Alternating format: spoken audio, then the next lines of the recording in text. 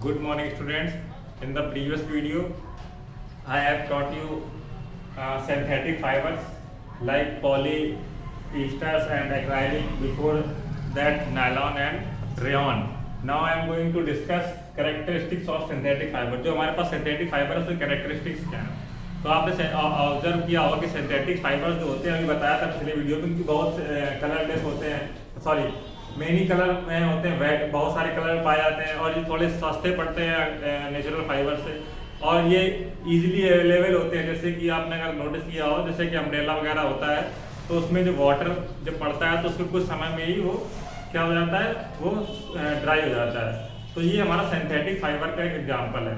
तो इसी तरह से हम पढ़ते हैं जैसे कि प्लास्टिक्स वगैरह है, ये भी हमारा सिंथेटिक फाइबर है। ये बहुत ही इजी, मतलब कॉस्टली नहीं होता है, चीप होता है और इजीली मार्केट में अवेलेबल होता है।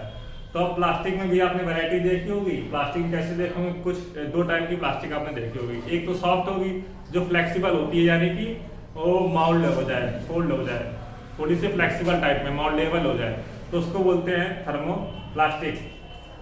और जो कुछ देखी होगी जो बहुत ज़्यादा हार्ड हो जाती है, फ्लेक्सिबल नहीं होती है, यानी कि फोल्ड नहीं होगी, जरा सा उसको फोल्ड करने पर वो ब्रेक हो जाएगी, तो उसको बोलते हैं थर्मोस्टेटिक प्लास्टिक्स। तो सबसे पहले देखते हैं प्लास्टिक्स में जो हमने बताया टाइप, ये कैसे कब थर्मोस्टेटिक प्लास्टिक्स बोलेंगे, कब थर्मोडायरेक्ट प्लास्टिक्स बोल देंगे।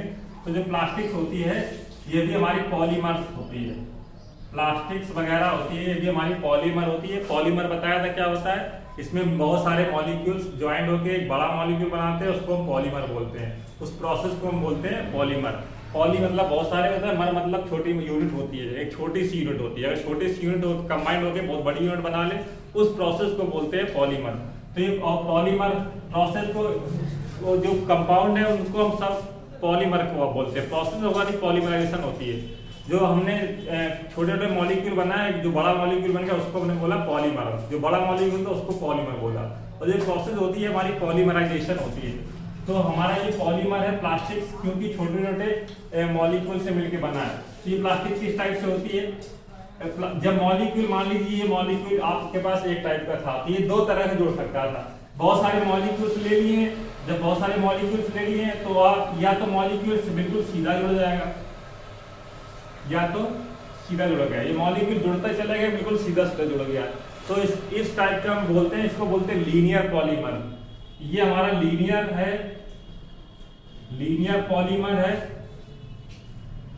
अगर एन मॉलिक्यूल लिए थे तो सीधे ना जुड़ के, वो सीधे तो जुड़े गए हैं, उसके साथ साथ में ऊपर नीचे भी जुड़ रहे हैं।